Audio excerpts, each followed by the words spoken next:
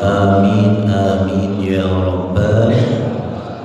Bismillahirrahmanirrahim. Assalamualaikum warahmatullahi wabarakatuh.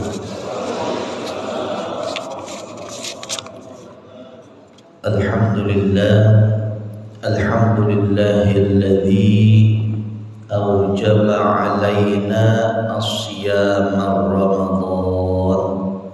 Asyhadu an la ilaha illallah wahdahu la syarika lah wa asyhadu anna sayyidana Muhammadan abduhu wa rasuluhu la nabiyya ba'dah. Allahumma salli wa sallim wa barik ala sayyidina Muhammadin wa ala alihi wa ashabihi ajma'in, amma ba'd.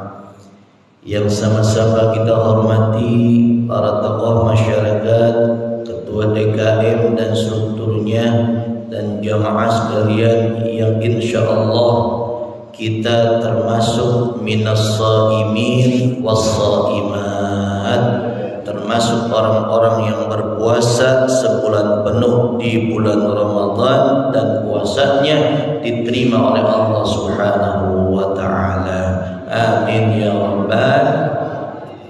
Bersyukur kepada Allah di pagi hari ini, pagi hari Ramadan yang keberapa Pak? Sekarang Pak? Ngitungin ya Pak, ngitungin. Lebaran berapa hari lagi Pak? Itu biasanya yang tahu ibu-ibu biasanya Pak. Kalau ibu-ibu kan urusannya baju lebaran, ya Bu ya? Kue lebaran, ya Bu ya? Nah, mintanya sama siapa Bu? Bapak-bapak, gitu ya. Nah, ini harinya hari yang keempat. Bersyukur kepada Allah, pada hari yang keempat ini kita masih dikasih kesempatan dari Allah untuk kita bisa beribadah. Sebab ada saudara-saudara kita di bulan Ramadan itu dia tidak melaksanakan apa yang diinginkan oleh Allah Subhanahu wa taala. Dia kagak puasa, dia kagak sholat tarawih, dia kagak baca Quran, dia kagak perbanyak sedekah. Saya mau tanya, kira-kira ada nggak manusia yang model begitu? Ada apa enggak? Waktu di sini sholat tarawih di pasar depan ramai apa spe? Woi, di sini tarawih di pasar depan ramai apa spe? Ramai itu orang pada tarawih apa pada belanja? Artinya walaupun di Ramadan ada orang-orang yang tidak dikasih izin, dikasih takdir oleh Allah untuk melaksanakan ibadah Ramadan. Nah, kita ini sekarang yang di Masjid Al-Qudwah dikasih izin untuk kemudian kita banyak-banyak ibadah. Insya Allah ibadah kita diterima oleh Allah Subhanahu wa taala. Ada satu hadis Rasul begini Pak. Saya baca di kitab Durratun Nasihin. Kitab ini dikarang oleh Syekh Utsman bin Hasan bin Ahmad Asy-Syakir Al-Khawbiri. Beliau menukil satu hadis Rasulullah sallallahu alaihi wasallam. Kata Rasulullah sallallahu alaihi wasallam, "Radhima anfu rajulin." Ada orang yang celaka, Pak. Nih, Pak, orang yang apa, Pak? Celaka. Ini nggak apa-apa ya, disambil ya, walaupun pengajiannya sejarah Nabi karena bulan puasa, nggak apa-apa ya, diselingin beginian ya. Woi, nggak apa-apa ya. Takutnya ada yang protes, ini ngaji sejarah, mengaji kita puasa kali. Seling Pak nih. Kata Nabi, ada orang yang celaka, Pak. Siapa yang celaka itu? Ini ada 3. Yang pertama, dzukirtu indahu, aku disebut namaku di sisinya, falam yusolli alayya, akan tetapi dia tidak menyebut sholawat kepadaku. Itu orang yang celaka tuh, Pak. Tidak mengucap sholawat kepada Nabi Muhammad. Lah, nggak ada yang sholawat ini, Nabi Muhammad. Nah gitu maksud saya, diam baik. Ngantuk kali ini ya. Woi, bangun jam berapa tadi? Jam 1 ya? Insya Allah. Ulangin lagi ya, saya tes, Pak. Kan tadi saya udah ngomong, orang yang disebut nama Nabi Muhammad tapi kagak ngucapin sholawat, itu yang celaka, Pak. Itu yang celaka. Maka kalau disebut nama Nabi Muhammad, nah begitu, biar kompak lagi, 1, 2, 3, Nabi Muhammad. Kurang kencang, Pak, kalau di majelis Rasulullah itu sholawat pasti menggaung, Nabi Muhammad. Masya Allah, ini yang paling panjang, berarti paling dekat sama Nabi ya. Pengen ketemu Nabi cepet, Pak. Pak.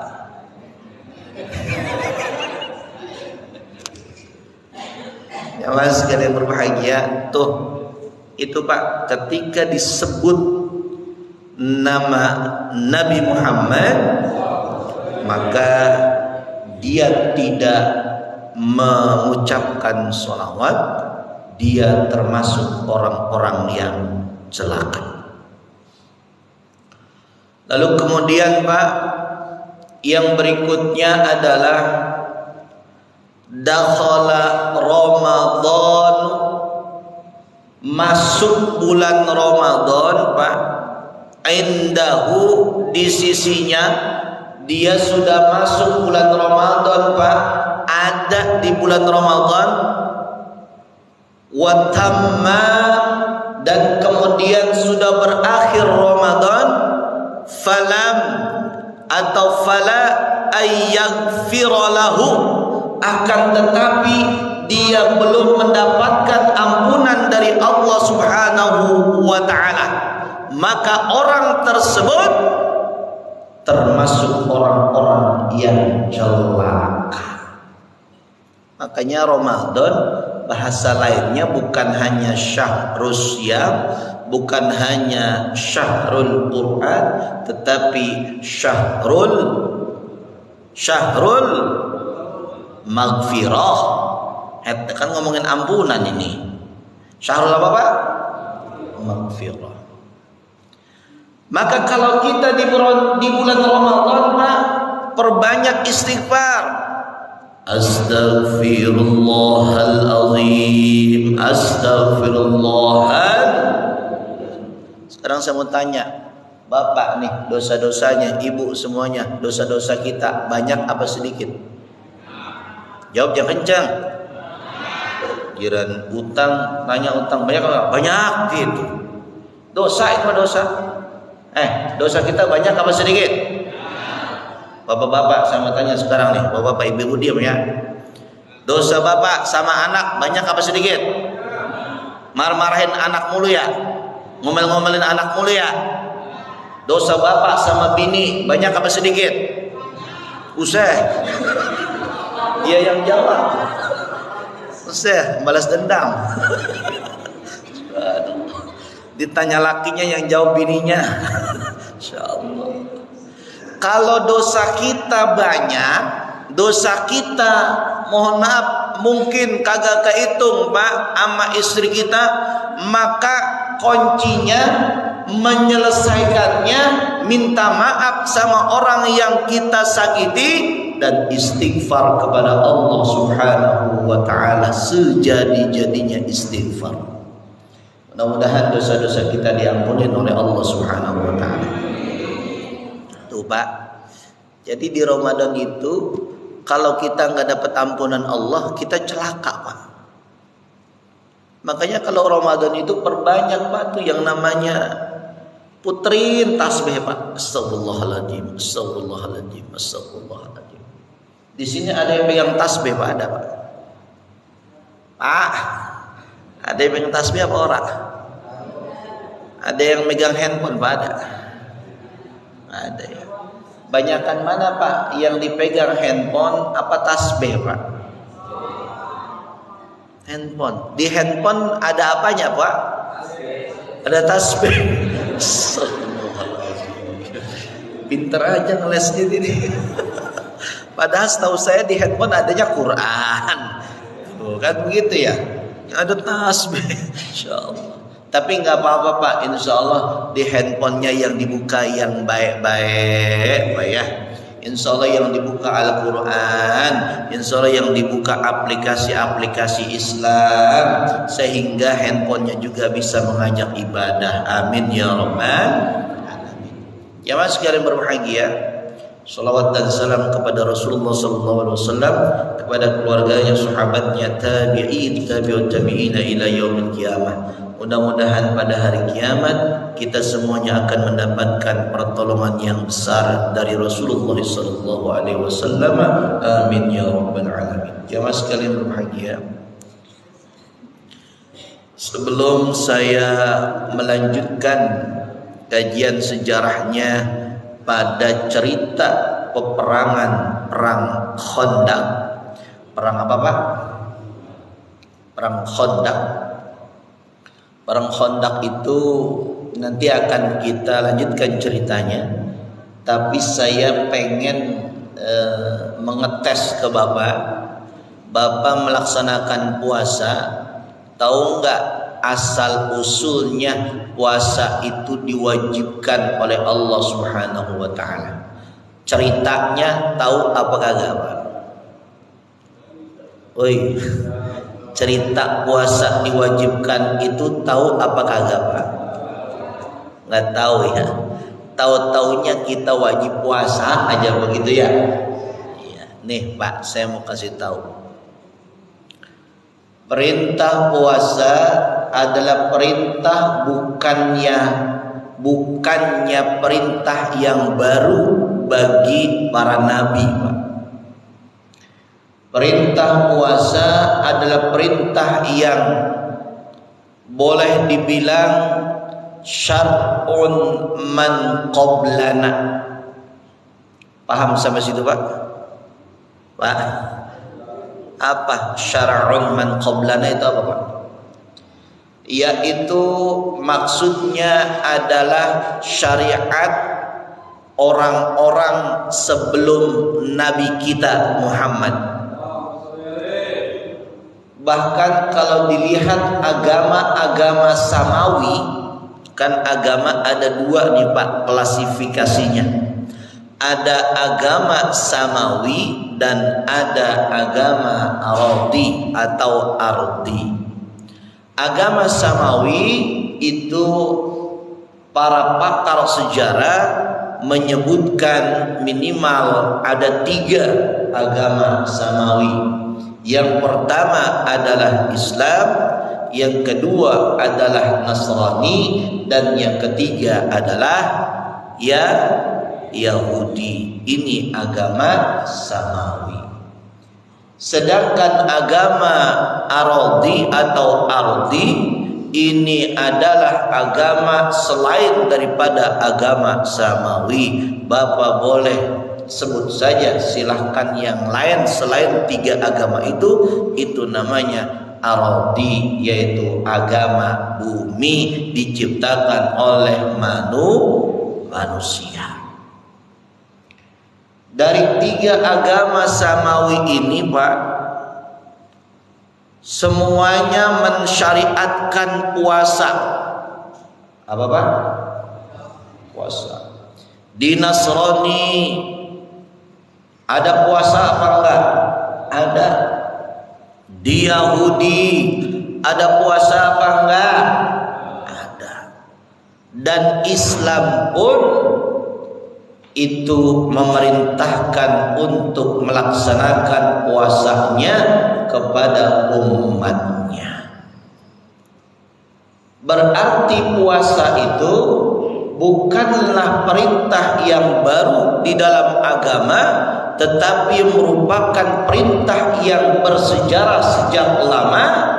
Tetapi umat Islam kapan mulai diwajibkan melaksanakan puasanya? Saudaraku sekalian yang berbahagia, ternyata puasa itu sebelum diturunkan ayat tentang puasa, ayat tentang puasa itu di surat apa Pak? Di surat Al-Baqarah. Ayat keberapa Pak? 100. Wih lah, ente ibadah tapi kagak ini ya. Ayat berapa Pak? Nah, 3-nya doang. 183. Tuh Pak, itu ayat puasa itu berurutan Pak, berurutan ya, dari 182, 183, 184, 185 itu bicara tentang itu, tentang puasa dan Ramadan. Nah, ketika ayat itu turun, sebelumnya umat Islam itu sudah melaksanakan puasa yang diwakili oleh Nabi Muhammad Pak ketika itu. Nabi Muhammad melaksanakan puasa setiap bulan, tetapi bukan puasa Ramadan Pak. Yaitu puasa apa? Ahli sejarah ada yang mengatakan Nabi Muhammad sebelum turun ayat tersebut, puasanya adalah dikenal dengan puasa Asyura. Puasa apa Pak? Asyura. Ada juga yang mengatakan puasa 3 hari setiap bulannya. Itu yang dilakukan oleh Nabi Muhammad. Puasa mutih, apa tahu namanya itu? Puasa mutih. Bapak suka puasa mutih Pak? Belum ya? Kalau sekali doang gimana sih? Tadi ngomong belum, sekarang sekali doang. Ini berarti udah apa belum Pak? Gimana sih Bapak ini? Bapak baik-baik Pak, ini puasa Pak, nggak boleh berdusta Pak. Canda Pak ya.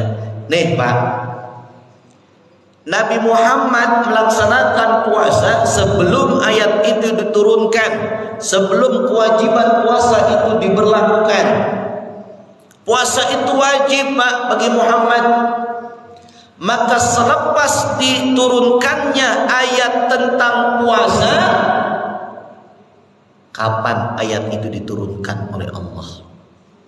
Fi Sya'ban min hadhihi sanah, yaitu tepatnya di bulan Sya'ban. Bulan apa? Sya'ban. Setelah Sya'ban baru bulan apa? Ramadan.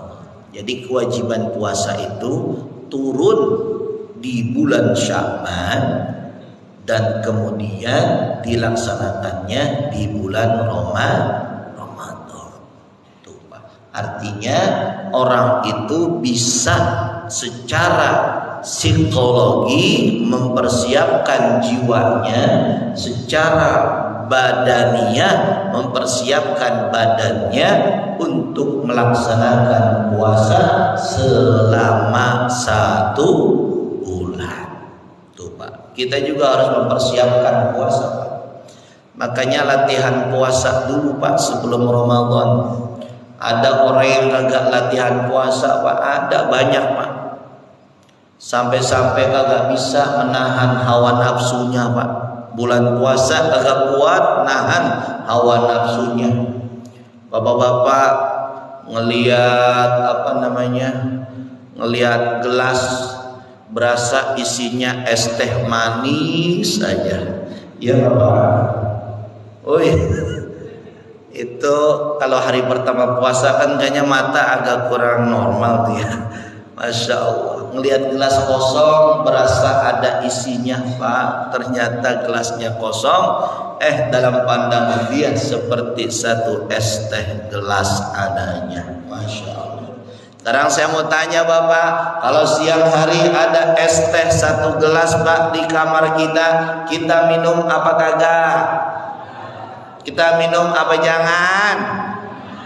Kapan kita minumnya Bapak? Maghrib.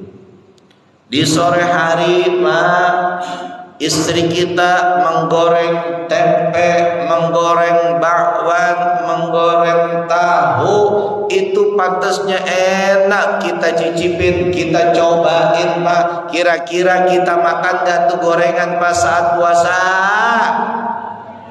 Makan apa kagak? Agak kapan kita makannya Pak? Habis maghrib. Jam 5 sore kolak Pak, enak banget di meja makan. Pantasnya manis, kita rasain itu kolak Pak, kita cobain. Kita makan gak itu kolak Pak? Kapan kita makannya? Kapan? Maghrib. Ada istri kita Pak jam 5:30 ngedeketin kita baik Pak. Ini kita deketin lagi apa kagak Pak? Agak. Kapan kita deketinnya Pak? Kapan? Maghrib. Orang sabaran banget nih orang.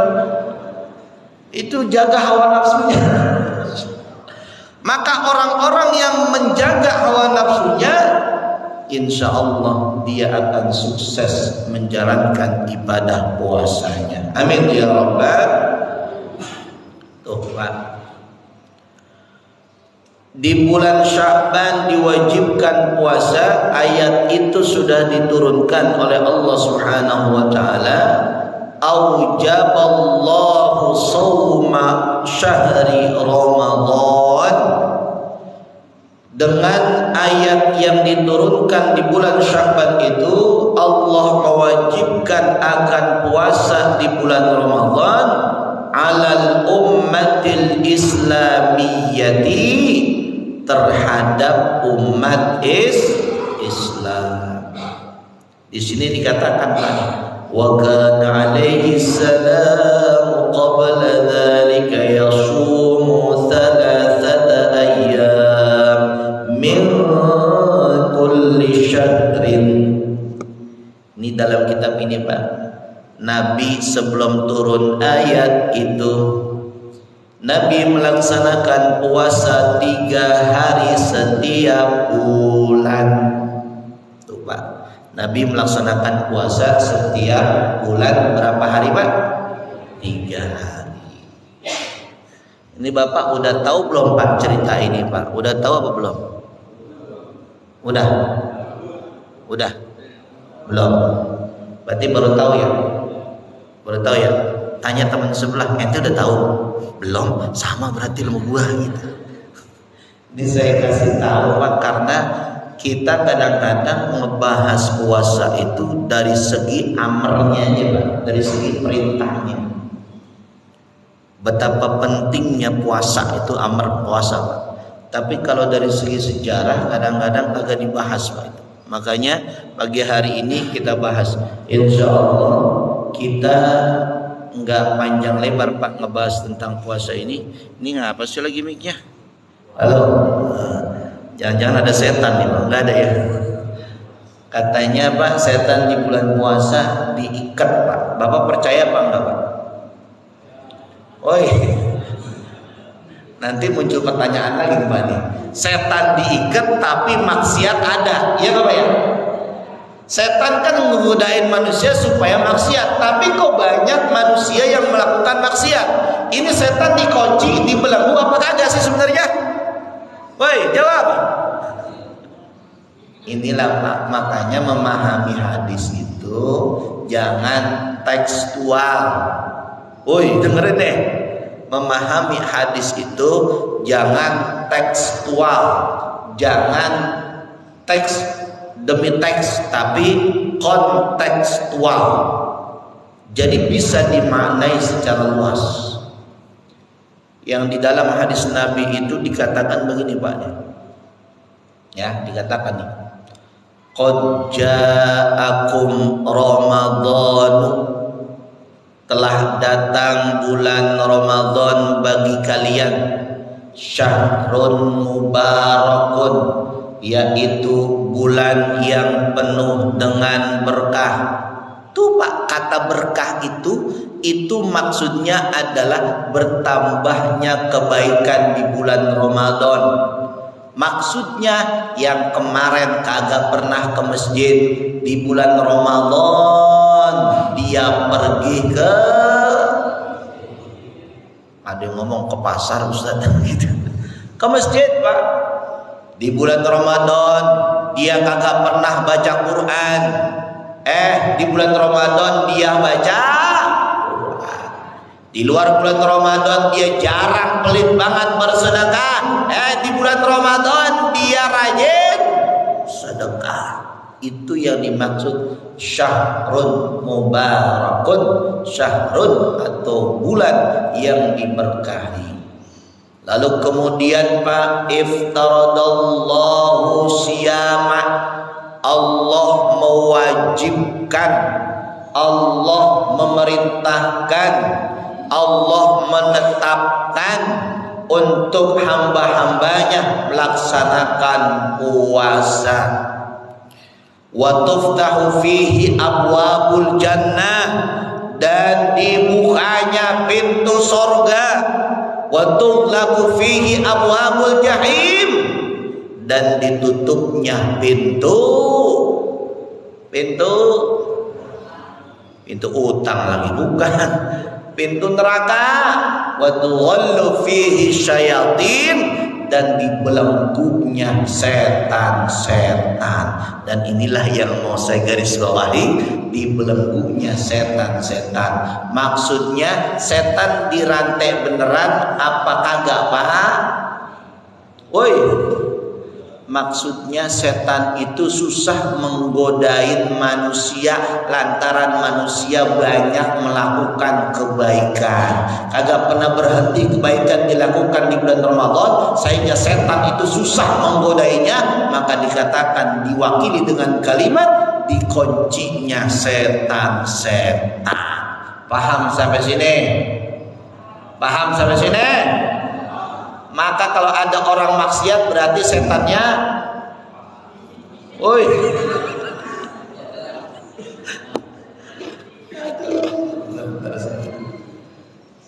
ini udah siang Pak, udah jam 5:30. Lagi pula saya ngomong kebanyakan aus ini Pak ini. Bulan puasa kalau ngisi taklim aus Pak, Insya Allah. Alah, puasa masih tangeh Pak nih, habis Pak. Masya Allah. Seret banget ya Pak ya. Nah jamaah sekalian berbahagia Pak, itu Pak sejarah Ramadan. Ini udah jam segini, saya pindah ke sejarah perang Khandaq ya Pak ya. Saya pindah Pak ke sejarah perang Khandaq. Nanti biar kebagian waktunya, paling sekitar 10 menit ke depan lah Pak, kita bahas perang Khandaq. Nah pada pertemuan yang telah lalu Pak, kita bicara perang Khandaq sampai kepada cerita bahwa kaum muslimin itu di perang Khandaq dia terkepung kita terkepung oleh pasukan-pasukan musuh, Pak. Jumlah pasukan musuh lebih banyak ketimbang kaum muslimin ketika itu. Nah, karena pasukan musuh begitu banyaknya, orang-orang yang balas dendam kepada umat Islam itu begitu banyaknya, lantaran mereka merasa disakiti oleh kaum muslimin, padahal tidaklah sama sekali demikian. Maka orang-orang munafik, orang-orang kafir, orang-orang musyrik, mereka bersatu padu untuk memberanguskan Muhammad dan pasukannya. Akhirnya kaum muslimin ini bingung, Pak. Kalau kaum muslimin ini perang head to head, Pak, satu lawan satu, maka kaum muslimin pasti mengalami kekalahan. Kalau perang ini berhadap-hadapan, maka kaum muslimin pasti mengalami kehancuran, kalah besar kalau ini terjadi perang beneran. Akhirnya, Pak, diadakan rapat, diadakan musyawarah, Pak, antara kaum muslimin dengan Nabi. Nabi ngomong, wahai saudaraku, ini kita sekarang berada di satu kondisi musuh dari berbagai macam penjuru akan menuju ke sini. Bagaimana sebaiknya kita yang harus kita lakukan untuk menghalau mereka? Apakah kita hadapi secara langsung atau bagaimana solusinya? Ayo kita rapatkan bersama. Akhirnya ada kebuntuan, Pak, di kalangan kaum muslimin. Kagak ada yang usul, kagak ada yang memberikan saran. Ada seorang ahli siasat perang, Pak, yang kita kenal dengan namanya adalah Salman Al-Farisi. Siapa namanya, Pak? Salman Al-Farisi. Salman Al-Farisi inilah yang mengusulkan kepada Nabi kita, ya Rasul, kalau memang kita perang secara langsung pasti akan kalah. Baik, kalau gitu kita perang dengan cara jarak jauh, ya Rasul. Ini perang jarak jauh, Pak. Kalau zaman dulu belum ada medsos, Kalau zaman sekarang ada perang apa namanya, Pak? Perang medsos. Bapak suka perang medsos ya, Pak ya? Keluarin senjata, senjatanya fitnah sana, fitnah sini. Ada nggak yang begitu di medsos sekarang, Pak? Banyak. Di bulan puasa jangan ikut-ikutan, Pak. Itu ngurangin pahala sama baik, Pak. Bapak cuma ngetik doang juga, sama mulut ngomong sama baik, Pak. Sama dosanya. Mendingan nggak usah ikut-ikutan yang begitu-begituan. Nah, ketika Salman menjelaskan usulannya, di akhir kalimatnya Salman mengusulkan, ya Rasulullah, kalau begitu kita kerahkan seluruh laki-laki kaum muslimin untuk membuat benteng yang kita buat langsung sekarang juga. Maksud kamu apa? Kita buat benteng? Kagak ada batanya. Kan yang digambarkan dalam otak kita kalau benteng itu adalah apa, Pak? Tembok yang tinggi, yang besar. Gak mungkin kita nyari batu. Dari mana batunya? Maksud Salman, bukan begitu ya Rasul. Kalaulah misalkan mereka melihat kita menggunakan tembok yang tidak begitu tinggi, maka mereka begitu mudahnya akan masuk ke wilayah kita, dan kita tidak mampu melihat pergerakan mereka. Maka jangan kita buat benteng dengan bata atau batu, maka kita buatlah benteng itu menggunakan parit atau apa, Pak? Kali atau lubang. Jadi sepanjang jalur yang akan dilalui oleh musuh-musuh Islam itu dibuat parit Pak, dibuat selokan, dan selokannya kecil apa besar Pak? Besar. Nah kalau kecil mah bisa dilewati sama kuda tuh. Gak bisa. Ini selokannya yang kagak mampu dilalui oleh orang, kagak mampu dilompati oleh kuda, kagak mampu dilewati oleh onta Pak. Berarti seukuran berapa meter tuh Pak? Pokoknya jauh dah, pokoknya gitu. Jauh dah. Kalau bapak lewat kagak sanggup Pak, udah nggak sanggup. Jangan bapak Pak, yang orang paling kuat setinggi-tingginya orang juga gak kuat. Nih Pak, akhirnya Pak, karena diusulkan oleh Salman Al-Farisi demikian dan masuk dalam nalar logika kaum muslimin ketika itu, karena kaum muslimin belum begitu kuat Pak, belum begitu kokoh yang namanya bala tentara umat Islam ketika itu.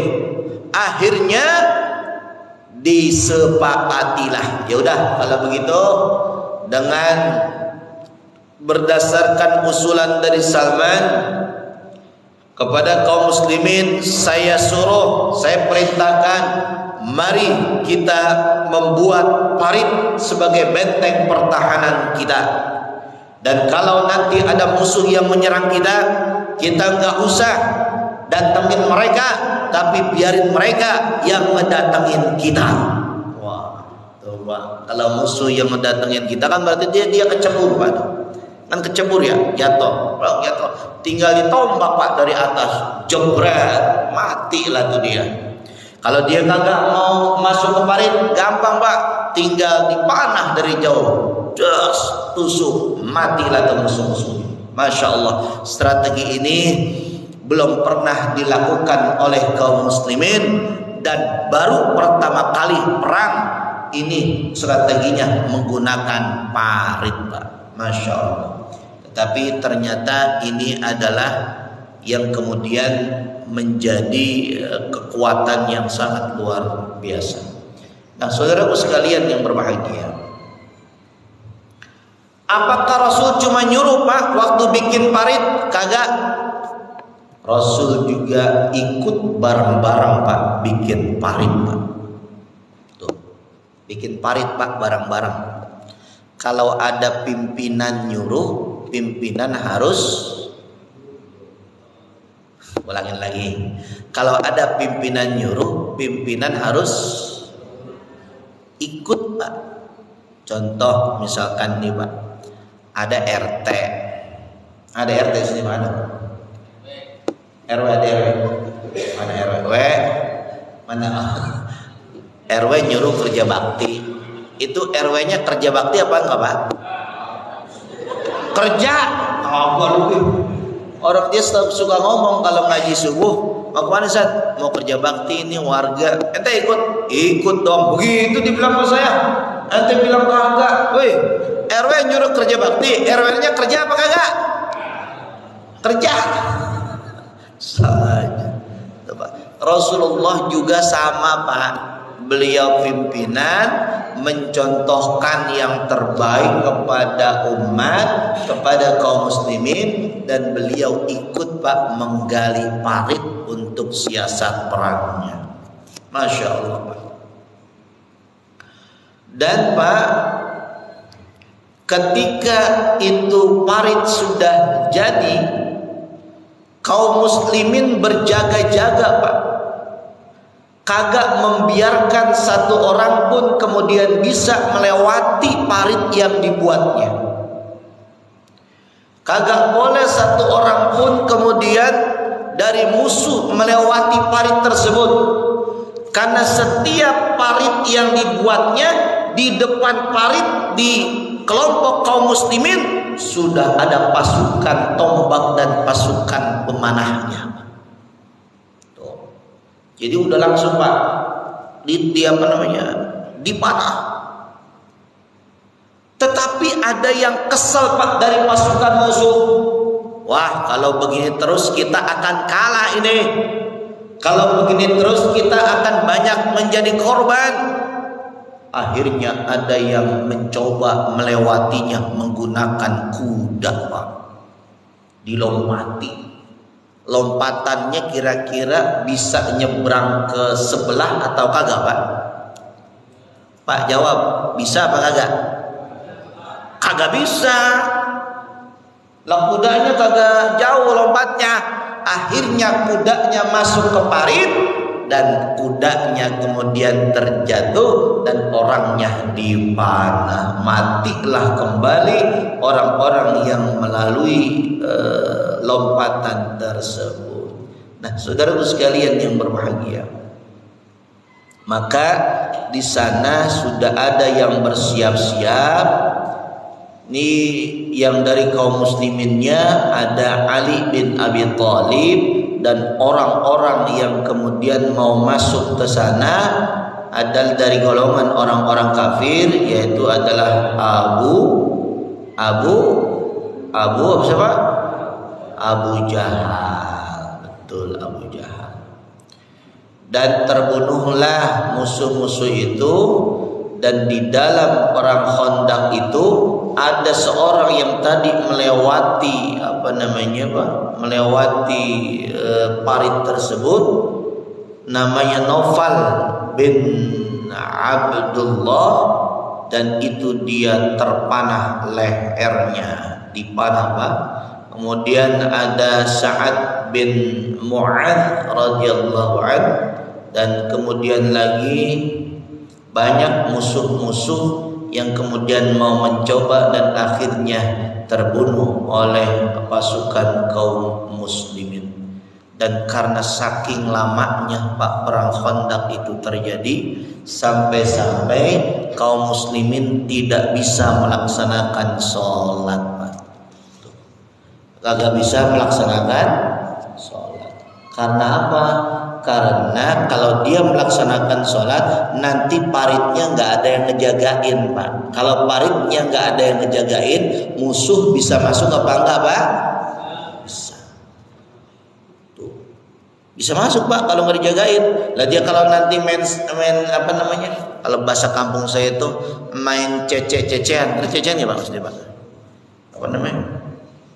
Main pundak gitu, Pak. Main pundak kan? Turun ke parit, ayo kamu naik di atas pundak saya, kamu naik di atas pundak saya, kayak main perebutan gitu, Pak. Tahu kan, Pak? Nah, begitu bisa, Pak, bisa naik, Masya Allah.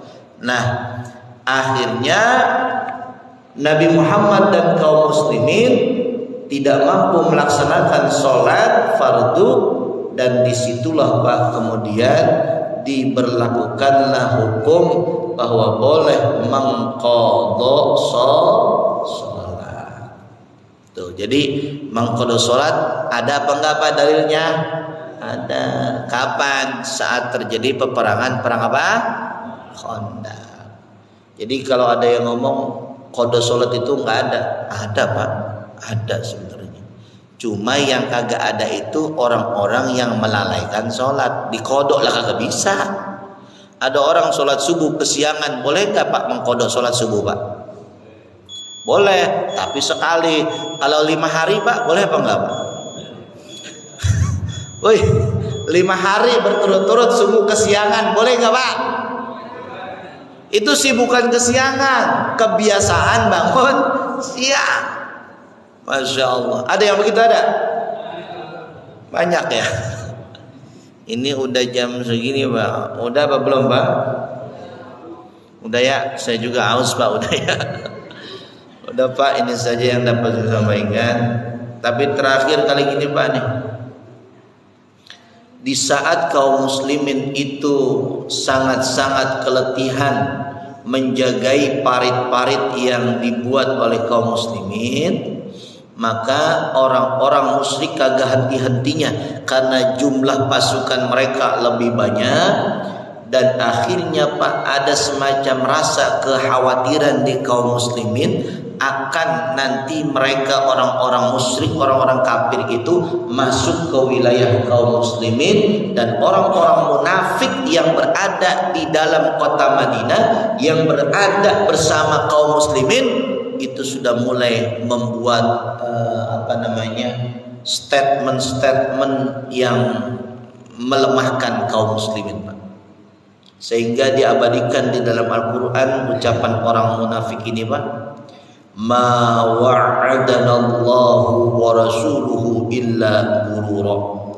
Kata orang-orang munafik, Pak, ketika kaum muslimin sudah merasa banyak serangan, kagak henti-henti serangan tersebut, kata orang munafik begini, tidaklah yang dijanjikan kepada kami oleh Allah Subhanahu wa taala dan Rasulnya kecuali hanya berbohong saja. Artinya kata orang munafik, kita bakalan kalah, agak bakal menang kita melawan musuh-musuh yang begitu banyak jumlahnya. Katanya begitu, Pak. Orang munafik begitu, Pak. Makanya Bapak jangan berteman sama orang munafik. Kalau kita lagi kaya kita dideketin, kalau kita lagi susah kita ulangin lagi nih orang munafik nih, Pak, nih rumusnya.